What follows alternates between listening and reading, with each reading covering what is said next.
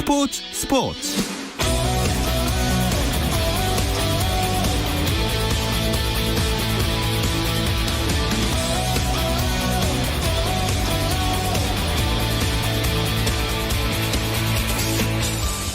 안녕하십니까. 아나운서 오승원입니다. 스포츠를 진행하는 김종현 아나운서가 개인적인 사정으로 잠시 자리를 비웠습니다. 그래서 제가 오늘과 내일 이 시간 함께하게 됐는데요. 혹시나 우리 김종현 아나운서 평소에 아끼는 분들이 걱정할까봐 말씀드리는데 코로나19 아닙니다. 아주 개인적인 사정으로 자리를 비우게 돼서 제가 함께하게 됐고요. 자, 오늘 그래서 오승원과 함께하는 스포츠 오늘 하루 스포츠계를 돌아보는 스포츠 타임라인으로 출발합니다.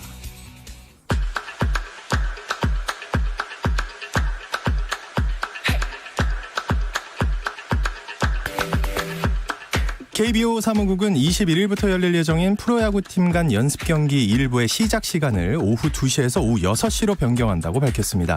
정규리그 개막을 앞두고 각 구단의 야간 경기 적응력을 키우기 위한 조치라는 설명입니다. 프로배구 여자부 흥국생명에서 9시즌을 뛴 세터 조송화가 IBK 기업은행과 FA 계약을 맺고 새 출발합니다. 또 자유계약 선수 자격을 얻은 센터 김희진과 김수진은 기업은행에 잔류했습니다. 한편 남자 프로배구 OK저축은행은 FA 진상헌을 영입했습니다. 배구 여제 김연경의 중국 리그 이적설이 제기됐습니다. 국제 배구 소식을 알리는 월드 오브 발리가 브라질 언론의 보도를 인용해 중국 리그의 베이징이 김연경에게 영입 제의를 했다고 전했는데요. 코로나19 때문에 유럽 여자 프로배구가 멈춘 상황에서 중국 리그가 김연경의 영입에 나선 것으로 보입니다. 김연경의 에이전트는 코로나19 문제로 여러 리그가 어려움을 겪는 상황인 만큼 계약에 관해 어떤 것도 확정적으로 말할 수 없다며 조심스러운 입장을 보였습니다. 한국 축구의 영원한 캡틴 박지성이 아시아 역대 최고의 월드컵 영웅으로 선정됐습니다. 박지성은 아시아축구연맹이 전문가와 팬 투표를 종합해 발표한 아시아의 월드컵 영웅 순위에서 1위에 올랐습니다. 2위는 케이힐, 3위는 알자베르, 공동 4위 베일란반드와 혼다였습니다.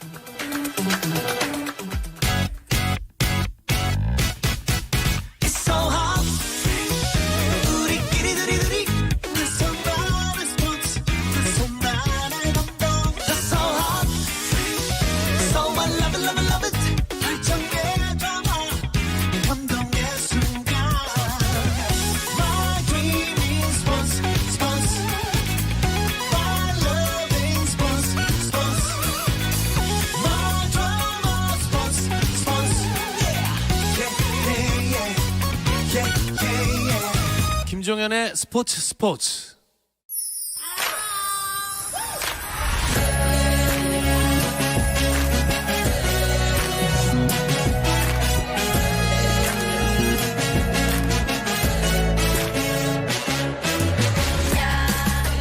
목요일에는 해외 축구 이야기와 함께하고 있죠. 라디오의 발롱도르를 꿈꾸는 이건 김정용의 랄롱도르 시작하겠습니다. 풋볼리스트 김정용 기자와 먼저 인사 나눌게요. 안녕하세요. 안녕하세요. 김정용입니다. 네, 반갑습니다.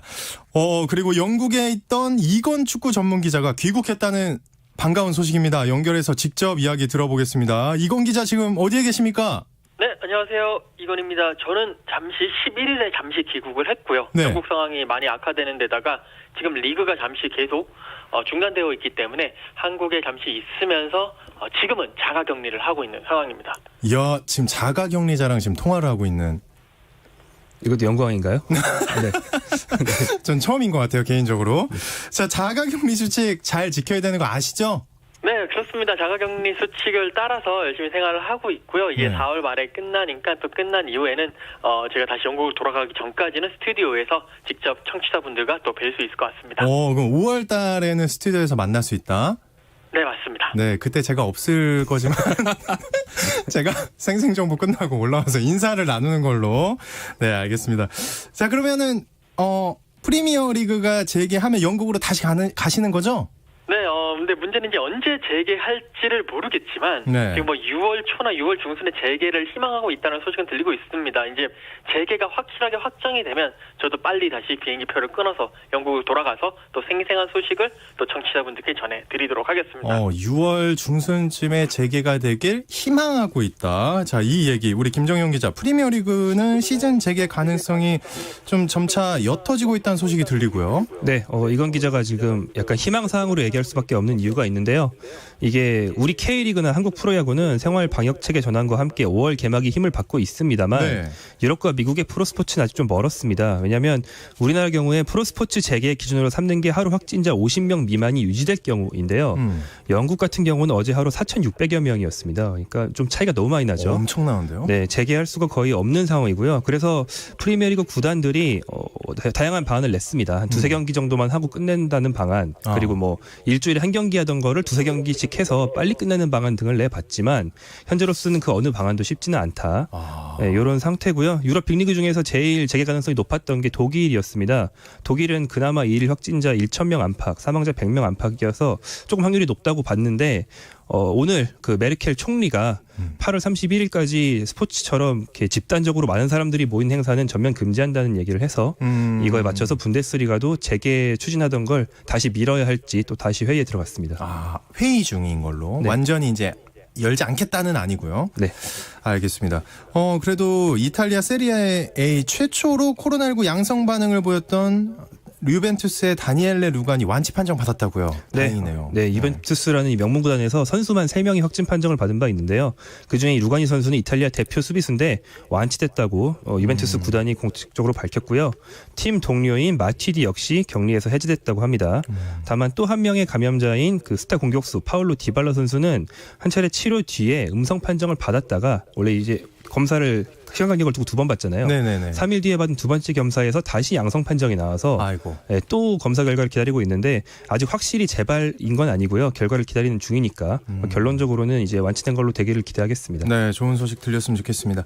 경기가 없다 보니까 언론 매체들이 축구 팬들을 위해서 재미거리를 찾는 것 같아요. 얼마 전에 메시가 선정한 판다이크가 뽑은 이런 이름으로 선수들의 명단 발표가 공개가 됐는데, 자, 이번에는 장신 공격수죠. 기억하시는 분들 많을 것 같습니다. 피터 크라우치가 경기를 바꿀 수 있는 창의적인 선수들의 순위를 매겼다고요. 이건 기자.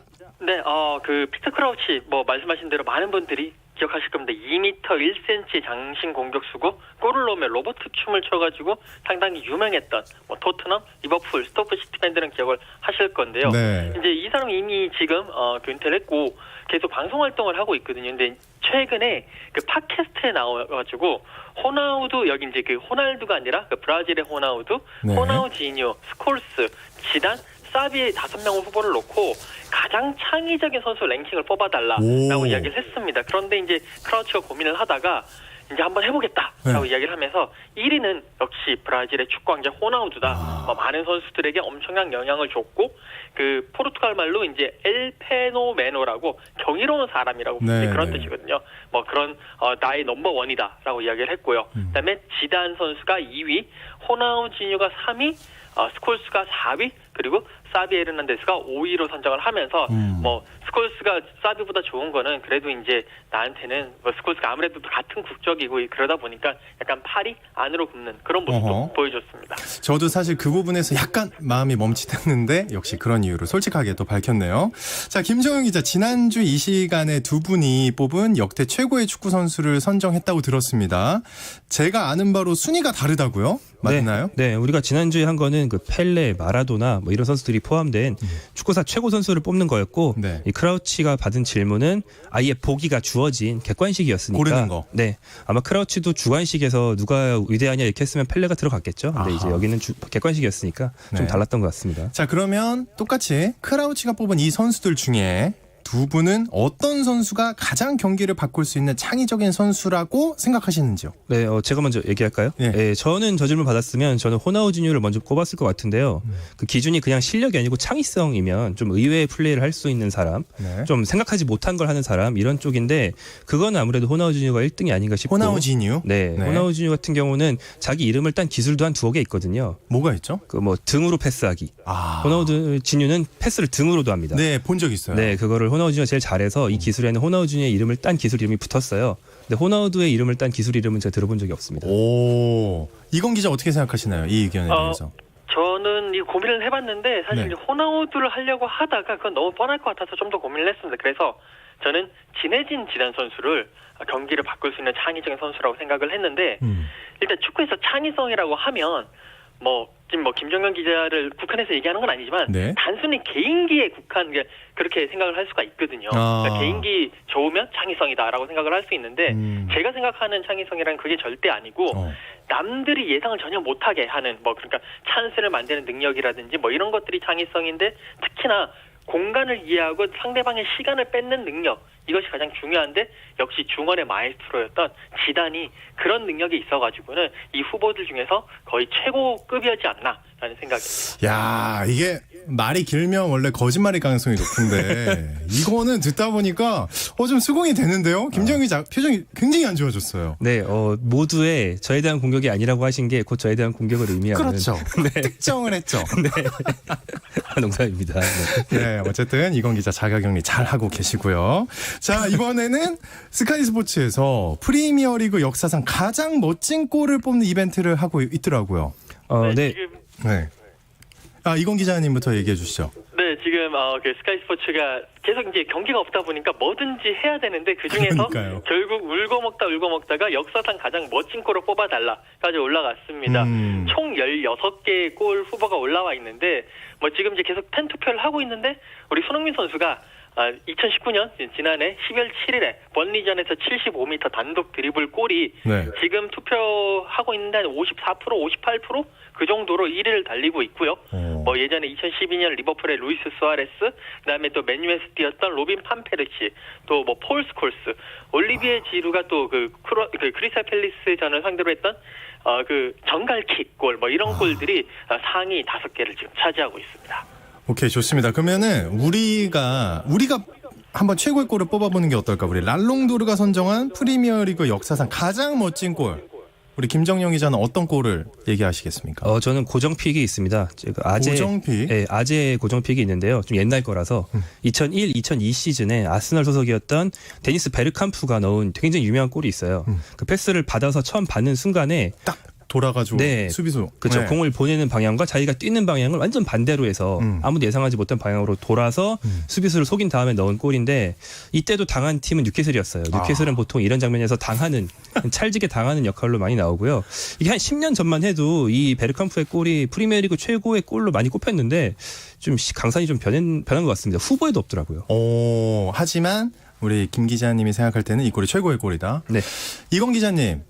네. 이거 뭔가 개인기에 너무 또 국한됐죠?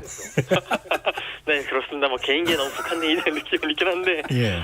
제가 생각한 골도 약간 비슷하긴 했거든요. 베르캄프 골도 생각은 했었습니다만 그거 말고 아무래도 분명히 김정현 기자가 베르캄프를 좋아하기 때문에 그걸 꼽을 것 같다는 생각 때문에 다른 골로 개인기를 선정을 좋아하니까, 해봤는데 네, 제가 선정한 골은 역시 후보에는 없는 골이에요. 그러니까 2011년 2월 12일에 맨유와 맨시티가 맨체스터 더비를 이제 가졌는데 그때 웨인 루니 선수가 오른쪽에서 올라왔던 크로스를 바로 그 오버헤드 킥으로 다이렉트로 해서 넣은 골이 있거든요. 네, 그 네. 골이 기억납니다. 아직까지도 제 기억에 남아 있어가지고 그 골이 어떻게 보면 가장 최고의 골 중에 하나가 아닌가라는 생각을 하고 있습니다. 역시 또 개인기만 국한된 게 아니라 여러 가지 그때 그 순위 싸움이나 여러 가지 지역 라이벌 감정 이런 걸 다 고려해서 뽑으신 거죠?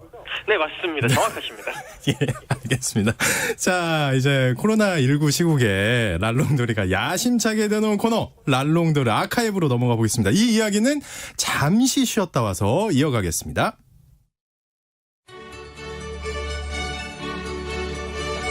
Messi, Messi, Messi, Messi, Messi, Messi, immens Messi, encara Messi, encara Messi, encara Messi, encara Messi, encara Messi, encara Messi, encara Messi, encara Messi, encara Messi, encara Messi, encara Messi, encara Messi, gol, gol, gol, gol, gol, gol, gol, gol, gol, gol, gol, gol, gol, gol, gol, gol, gol, gol, gol. 현장의 소리, 레전드들의 이야기. 스포츠에서 모두 다 만나보세요. 김정현의 스포츠.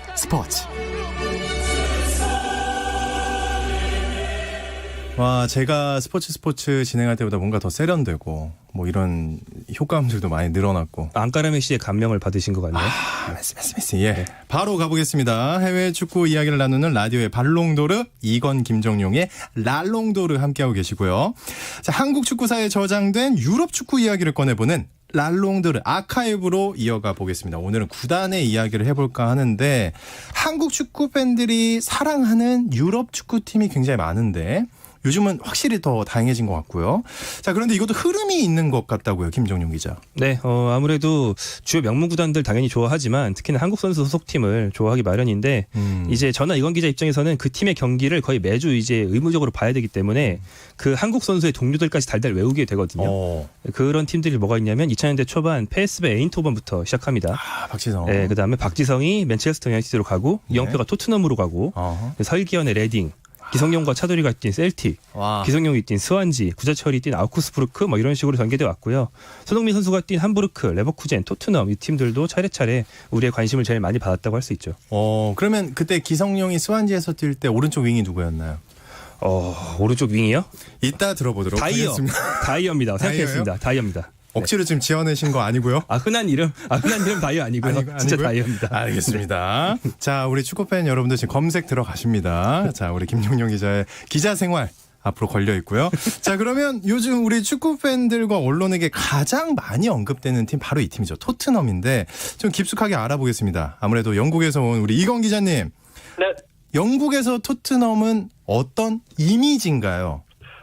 이 이미지라는 게 좀 상당히, 어렵잖아요, 그죠? 네, 어려운데 일단 기본적으로 토트넘은 유대인 팀이라는 이미지가 큽니다. 그 동네 자체도 유대인들이 많이 살고 있고, 그래요? 네, 그리고 그 별명 자체가 이드암이라고 그래서 뭐 계속 그 토트넘 경기 보면 뭐 이드암이 막 그렇게 하는 막 그렇게 소리 지르는 게 있거든요. TV에서는 잘 안 들려요. 네네, 그게 이제 이드암이라고 약간 뭐 유대인 쪽의 뭐 군단이다 막 약간 그런 뜻인데. 그래서 이제 그게 가장 크고요. 사실 아미. 네네네. 아미. 예, 아미. 죄송합니다. 제가 영어 유대인의. 예. 아니, 제가 이제 발음이 좀 그런 것 같은데. 아닙니다. 예. 그래서 이제 그런 의미가 많았고요. 근데 이제 사실 런던 시내에서는 다른 팀에 비해서는 그렇게까지 존재감이 두드러지지는 않았어요. 예전 그래요? 같은 경우에는. 네. 그런데 뭐 물론 이제 북런던에서는 열심히 했지만 전체적으로 봤을 때는 약간 중위권, 하위권 뭐 그 정도 팀이라는 그런 이미지가 강했고 이제 21세기 들어오면서 발전을 하기 시작했는데 이제 최근에는 북런던에서 아스널을 뭐 이런 표현이 조금 뭐 민감할 수는 있겠습니다만 위험한데요, 지금 이건 기자. 성적을 보고 봤었을 때는 그래도 최근에는 아스널보다는 위에 있었으니까 조금 더 많이 두드러지고 있고 여기 구단주가 조 루이스라고 네. 영국인 기업가인데 이 사람이 완전 짠돌이 스타일입니다. 돈도 많이 안 쓰는데 뭐 선수도 많이 안 사오고 약간 뭐 그런 쪽으로 많이 팬들의 비판을 받고 있는 주급도 많이 안 주고. 네, 그렇죠. 인기는 그럼 어느 정도라고 봐야 되나요? 런던을 연고로 하는 팀 중에 뭐 첼시도 있고요. 그러니까 예전에는 이제 그 지역에서만 뭐 인기 있고 전체적으로 별로 안 좋았는데 최근에는 인기가 많이 올라갔어요. 뭐 해리케인이라든지 델리 알리라든지 이런 선수들 이제 잉글랜드 국가대표급 선수들을 많이 데리고 오면서 네. 많이 올라갔고 뭐 손흥민 선수도 데리고 오면서 이 아시아 이제 팬들에게도 인기가 많이 좋아졌고 그다음에 이제 라이벌 팀은 뭐 많은 분들이 아시다시피 아스널이 같은 북런던 더비, 북런던 지역의 그 팀이기 때문에 완전히 철천지 원수라고 할 수는 있는데 요즘은 아스널뿐만이 아니라 이 토트넘이 첼시라든지 웨스트햄 팬들과도 사이가 좋지 않으면서 그들 경기만 하면 계속 투닥투닥 거리는 뭐 그런 모습 보여주고 있습니다. 어쨌든 뭐 좀 화제가 조금씩 더 커지는 그런 팀이다. 인기가 올라가고 있다. 자, 그러면 우리 김정은 기자님, 토트넘의 역사는 어느 정도나 되나요? 네, 토트넘이라는 팀은 1882년에 창단했습니다. 굉장히 오래됐는데요. 이게 어느 정도냐면 한국은 흥선대원군 이모군란 때가 82년, 말도 안 돼. 1880년입니다. 그리고 딱 이해에 인천에 그 세국정책 때 영국 군인들이 인천에 상륙해서 공 차는 걸 보고 저게 축구구나. 우리나라 사람들이 처음 본 해가 이해예요. 그러니까 한국 사람들이 축구라는 걸 처음 알았을 때 토트넘이 이미 생겨 있었고요. 한국 최초의 프로팀이 생긴 건 이거부터 약 100년 뒤이니까 오래됐습니다. 그리고 우리가 잘 아는 프리미어리그 강팀들과 비교를 해보면 맨체스터 시티 정도만 토트넘보다 오래됐고 뭐 맨유, 리버풀, 첼시, 아스널은 다 이거보다 역사가 뒤고요. 그리고 이제 연고지로 봐도 북런던에 원래 있던 팀은 토트넘이고 나중에 이 동네로 아스널이 이사를 온 거예요. 그러면서 옆집에 오니까 이 동네에서 축구장은 나였는데 네가 축구 1장이야? 내가 1장이야? 이러면서 싸우게 된 거거든요. 아. 그래서 요즘 말로 이제 근본을 따지자면 근본이 예. 깊은 팀은 네. 북런던에서는 토트넘 이렇게 토트넘이다. 볼 수 있죠. 네. 그러면 그 정도 근본이라면 뭐 우승 트로피 한 10개 넘지 않을까요, 이경 기자님? 전체적인 우승 트로피를 제가 따져봤는데 뭐 네. 커뮤니티 실드라든지 뭐 이런 것까지 다 합치면 총 우승 횟수는 26번이거든요. 오. 근데 리그 우승은 1부에서 2번, 2부에서 2번이 있고 FA컵이 이제 그나마 8번 우승을 했습니다. 근데 이제 가장 최근에 이제 우승했던 게 그러니까 계속 우승을 잘 못했어요. 리그 네. 같은 경우에도 1961년이 마지막이고 아, 그다음에 이제 오래됐구나. FA컵 최근 우승은 1991년, 리그컵 최근 리그컵에서 4번 우승했는데 최근 우승이 2008년입니다. 그러니까 이제 2008년 이후에는 그 어떤 대회와도 우승의 인연을 맺지 못한 대회고 뭐 유에파컵에서 2번 우승했던 정도가 있고 지난해 뭐 그런 식의 약간은 우승과는 상당히 좀 거리가 멀지 않나라는 뭐 그런 모습입니다. 그러면은 챔피언스 리그도 많이 못 나갔겠네요. 이제 챔피언스 리그 같은 경우에도 이제 계속 뭐 그 전까지는 한 2000년대하고 2010년대 초반까지만 하더라도 이제 뭐 빅6라고 하죠. 빅4, 뭐 빅5 이런 팀들 아스날, 맨유, 첼시, 맨시티, 리버풀 이런 팀들에게 밀려가지고 잘 못 나갔어요. 뭐 유로파 리그 정도만 나가고 어쩌다가 챔피언스 리그 올라가도 조별리그 탈락하거나 16강 뭐 이럴 때 더 많이 탈락을 했는데 지난 시즌 뭐 많은 분들이 기억하시겠지만 이 토트넘이 완전히 조금 달라진 모습을 보여주면서 특히 뭐 맨시티도 깨고 그렇게 하면서 그쵸. 지난 시즌에 결승까지 올라갔는데 결국 마드리드에서 리버풀에게 패배를 하면서 챔피언스리그 우승의 절호의 기회를 놓치고 말았습니다. 네. 자, 김정현 기자, 그래도 토트넘이 우리 팬들한테 좀 어떻게 강렬한 인상을 줬던 건 이영표 선수가 이적하면서였죠? 네, 그렇죠. 그 박지성 선수의 맨유행과 이영표 선수의 토트넘행이 같은 시기에 벌어지면서 한국인 국민클럽 1위, 2위가 됐던 때가 있었죠.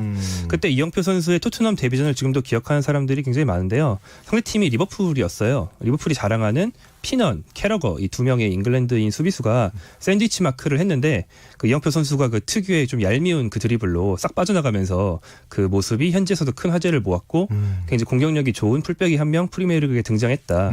이런 화제를 모았습니다. 토트넘에서 3시즌 동안 준수한 활약을 했고요.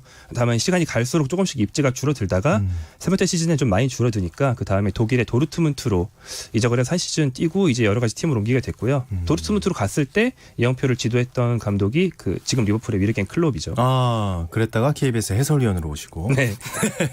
자, 그럼 그때 토트넘과 지금의 토트넘을 비교하면 어떨까요, 이건 기자님?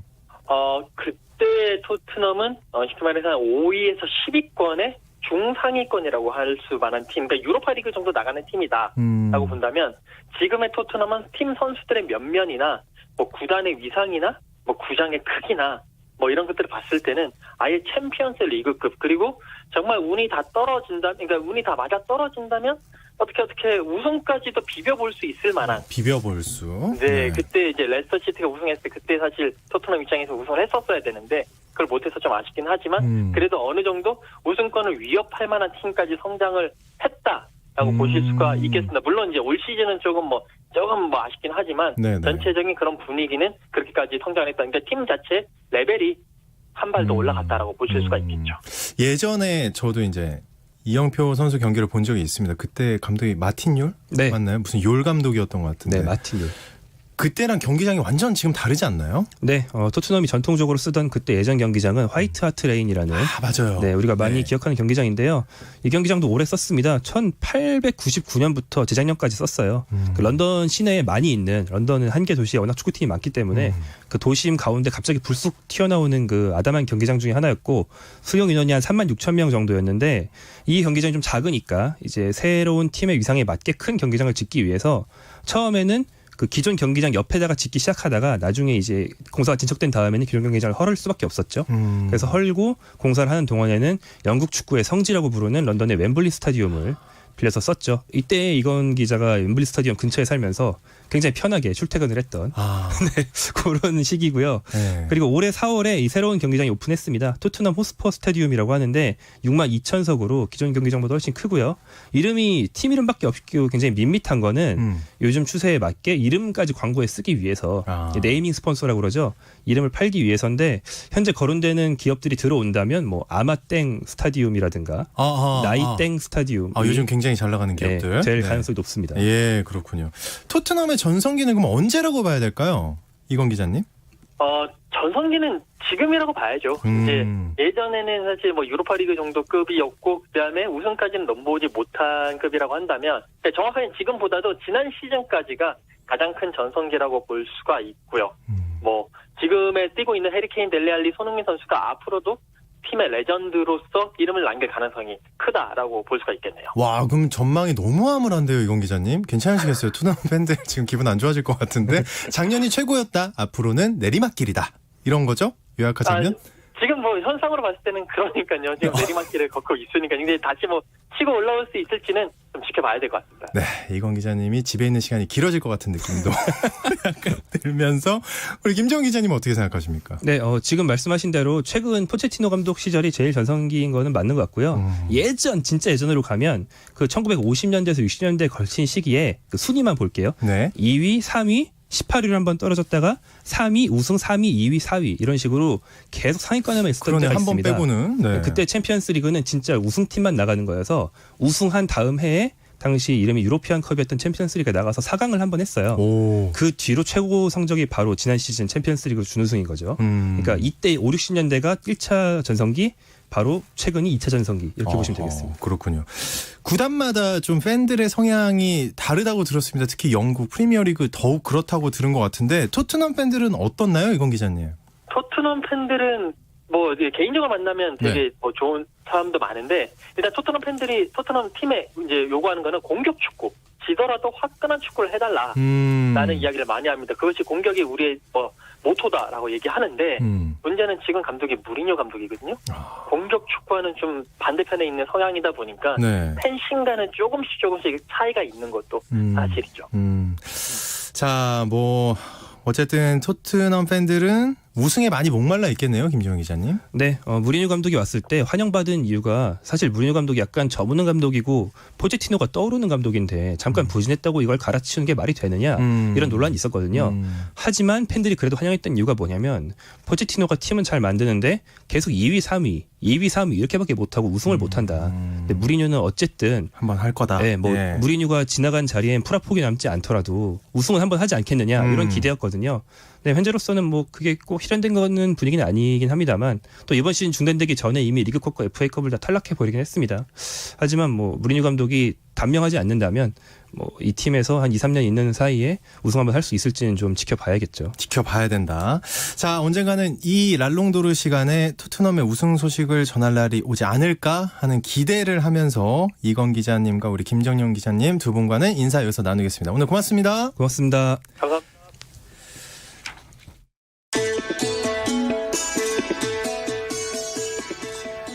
내일도 저녁 8시 30분에 함께 해주시길 바랍니다. 아나운서 오승원이었습니다. 스포츠.